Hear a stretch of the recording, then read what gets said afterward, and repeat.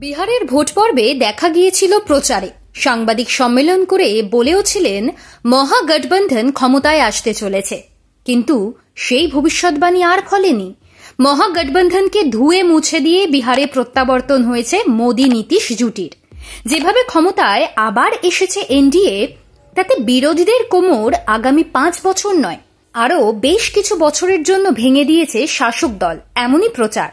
সেই চরম ভরাডুবির মধ্যেও সেই বৃন্দা কারাট বলে দিয়েছেন বিহারের বিধানসভা নির্বাচনের ফলের প্রভাব বাংলায় দেখা যাবে না।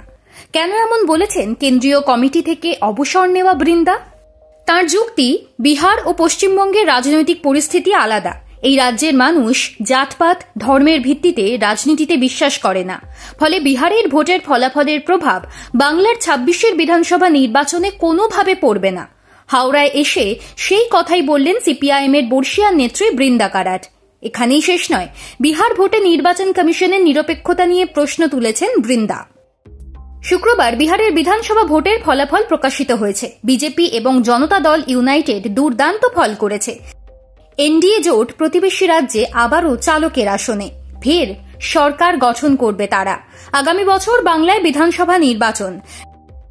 বিহারের ভোটের ফলাফলের প্রভাব কতটা পড়বে বাংলায়, সেই বিষয়ে চর্চা শুরু হয়েছে রাজনৈতিক মহলের একাংশের মধ্যে। সেই আবহেই সিপিআইএম নেত্রী হাওড়ায় মহিলা সমিতির এক কর্মসূচিতে যোগ দিয়েছিলেন। পরে সাংবাদিকদের মুখোমুখি হয়ে বৃন্দা বলেন, বিহারের ফলাফল দেখিয়ে বিজেপি এ রাজ্যেও সাধারণ মানুষের উপর মানসিক চাপ সৃষ্টি করতে জাতপাত ধর্মের ভিত্তিতে রাজনীতি করতে চাইছে।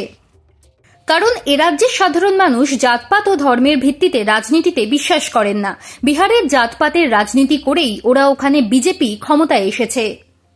শনিবার ও রবিবার দুদিনব্যাপী সিপিআইএম এর সারা ভারত গণতান্ত্রিক মহিলা সমিতির 29তম জেলা সম্মেলন হল হাওড়ায়।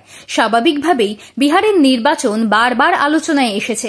বিভিন্ন নেত্রীরা বক্তব্য রাখার সময় এই বিষয় নিয়ে আশঙ্কাও প্রকাশ করেছেন। বিহারের ভোটে নির্বাচন কমিশনের নিরপেক্ষতা নিয়েও সাংবাদিকদের সামনে প্রশ্ন তোলেন বৃন্দা। তার অভিযোগ, বিহারের ভোটে বিজেপি যত নিয়মভঙ্গ করেছে তার একটাতেও হস্তক্ষেপ করেনি কমিশন। রীতিমতো সংসদীয় গণতন্ত্রের নিয়ম ভঙ্গ করেছে নির্বাচন কমিশন। নির্বাচনের 1 মাস আগে বিহারে টাকা বিলি করেছে বিজেপি, এটা সবাই জানত। নির্বাচন কমিশনকে এ নিয়ে বারবার অভিযোগ করা হলেও কমিশন কোনো ব্যবস্থা নেয়নি।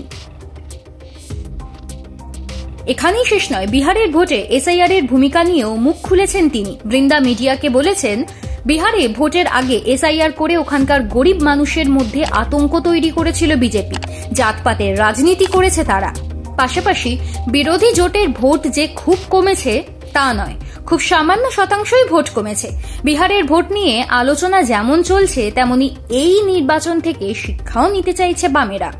বাংলার ভোটে যাতে বিহারের নির্বাচনের প্রভাব না থাকে, তার জন্য মরিয়া হয়েই মাঠে নামতে চাইছেন বামপন্থীরা।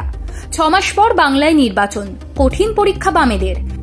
শূন্যতা কাটানোর লড়াইয়ে যেমন রয়েছে, তেমনি তৃণমূল বিজেপির মতো শক্তিশালী দলের বিরুদ্ধেও লড়াই করতে হবে।